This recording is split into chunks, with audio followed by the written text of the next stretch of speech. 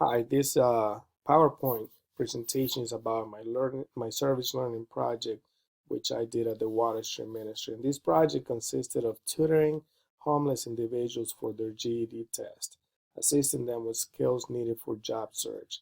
The population is the homeless adult males, and the agency is the Water Stream Ministries, which provides many services, among of which is the Adult Learning Center, which is part of a life recovery program.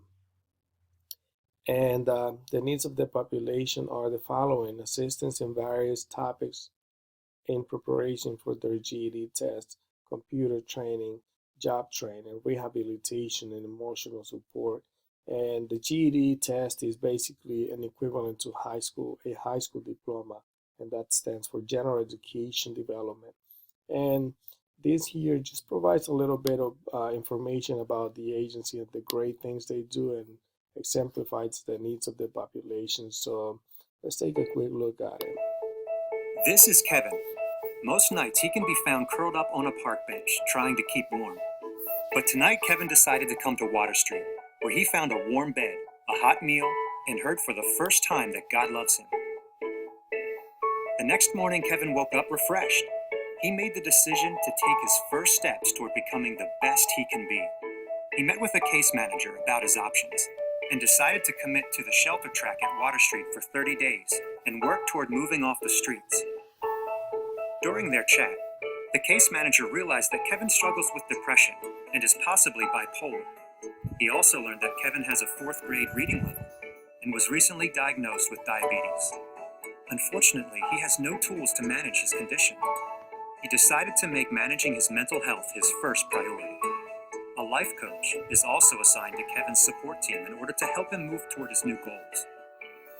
After a month of improvement, Kevin meets with his case manager and life coach to talk about his progress. He let them know that he's been reaching his initial goals, but needs a little more help managing his depression. They connected Kevin with one of Water Street's partners in mental health, where he received the tools needed to manage his diagnosis.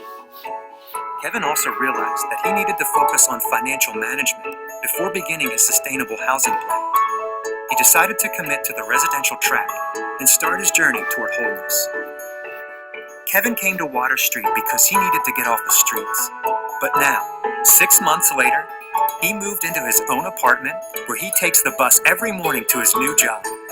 He has the tools to manage his depression, diabetes, and finances, and recently joined the book club at his local library. At the core of Kevin's transformation is his newly ignited relationship with God, who loves him and created him to be beautifully unique. All right, so that again explains a little bit of the things the Water Stream Ministry does and the needs of the population. So let's move on here. So the Life Recovery Program is a program designed for homeless individuals who have substance addictions and may have other life-threatening conditions as well. They also need to be experiencing the following conditions: brokenness, openness, and desperation. And openness is basically readiness to accept whatever help is necessary to get off the street. And openness results from brokenness, and it is the willingness to receive input from others. And finally, desperation. The individual has a clear understanding of the emergency nature of homelessness and addiction. So, when it comes to social issues, we have a responsibility, we have a role in homelessness, and that is they're marginalized and excluded from society. So we need to show them caring and compassion when providing them with nursing care. They also have addiction problems, and we need to find out reasons why and help them with the problem and provide them with unbiased nursing care. Also, mental health issues, and we need to treat them as persons, treat their conditions, and sometimes more than even their behaviors. Inadequate education is another social issue. Reading, writing may be problems.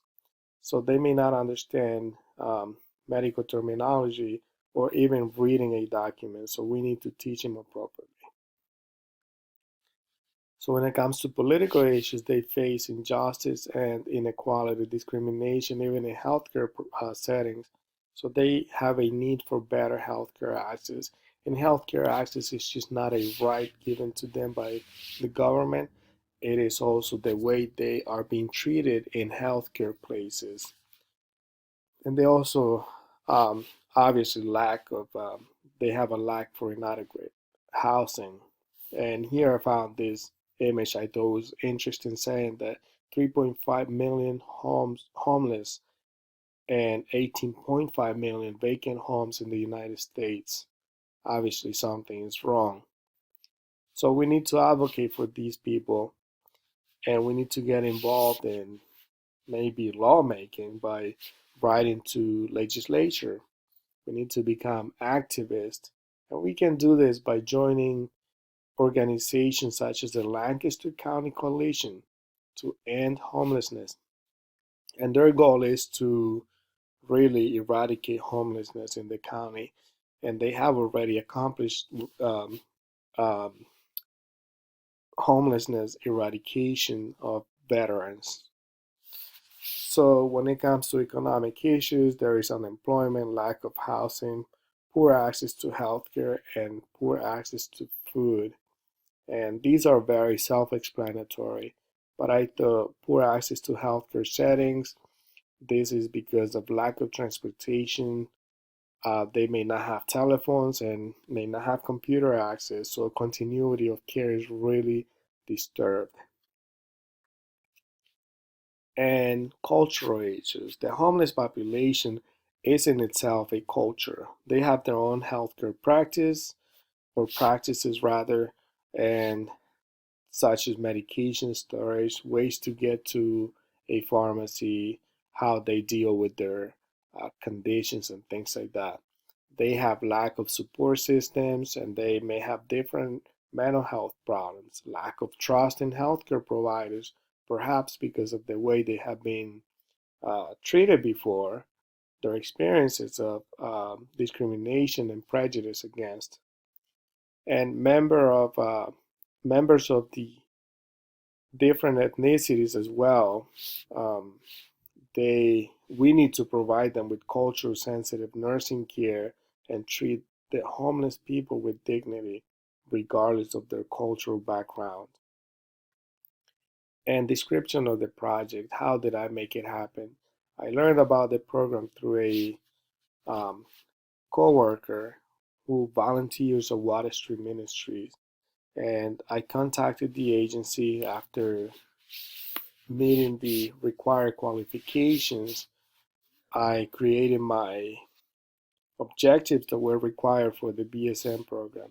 And then what I did is I tutor individuals preparing for their GED test, taught basic computer skills, creating Word documents, writing emails, memos, resumes, and surfing the internet.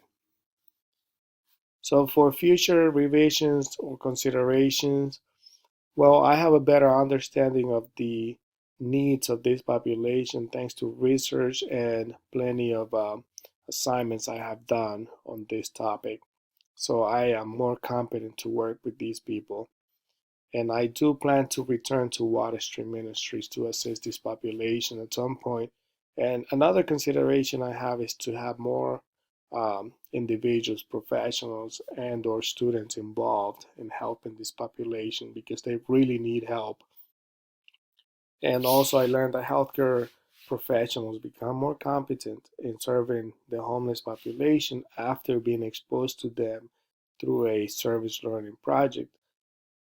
And one of the research articles I found is that healthcare professionals who are required to participate in the learning service initiative, they have a considerable potential to improve care for the homeless population, and these professionals respond better to the needs of the population. And the research suggests that service learning should be a requirement for all healthcare workers in order to better care for this population. The objectives is that by the end of the project, I was able to tutor at least 10 individuals for their GED test. And I met this objective by helping them with math, writing, science, and social studies in 2 hour sessions. and this objective was successful because many of the residents passed their GED test. I was actually invited to a graduation party at some point, and another objective is that I was able to assist one resident in creating a resume and cover letter. And this objective was met by spending a 2-hour session with this resident, and it was successful because the assignment was fully completed. And the last objective is that I was able to identify 4 factors contributing to homelessness. And this objective was met by interacting and communicating with these residents, and again by doing research, and successfully met by because residents were open in sharing their experiences with me, and again completing research articles. So those factors contributing to homelessness include substance abuse, um, lack of support system, unemployment, and mental health conditions. Impact to the population served. Um, the population served was positively impacted. Most of them achieved their GED test and high school diploma. The residents were happy to see that someone cares about them. This was evidenced by the rehabilitation or recovery process. And this type of service decreases homelessness. So this helps individuals to get back on their feet, and this really helps the community as well. Homelessness, Homeless don't feel marginalized by tutors, and this helps them gain trust in society and feel part of their society from which they have been excluded. I was personally impacted because helping this population is rewarding. It feels good to be able to help others. And helping vulnerable people has given me a sense of achievement. It is an opportunity to grow as a person as well. It makes me appreciate more the things I have. I recognize factors that can lead someone to homelessness, and this could really happen to anybody at some point. So professionally impacted because the Service Learning Project has prepared me to work with this population. I have a better understanding of their needs. I am more competent to work with them, and I'm more compassionate understanding their problems. And I have an understanding of the social determinants affecting this population: discrimination, injustice, inequality, and exclusion from society. Volunteering also looks good in a resume. Usually employers are impressed, especially those in healthcare field. It makes me a more successful candidate in job interviews. Well, thank you for your time. Thank you for listening. And I really invite you to volunteer at the Water Stream Ministry and help vulnerable people. If you need information, I can be reached at these emails that you see here. And volunteer may not solve the problems of homelessness, but makes the homeless people's lives easier, and it is worth doing it. You will not be paid for volunteering because volunteering is priceless. So thank you so much for your time, and make change happen. Volunteer, and do it anywhere. But I invite you to come to Water Stream Ministries. Thank you so much, and good luck to you guys.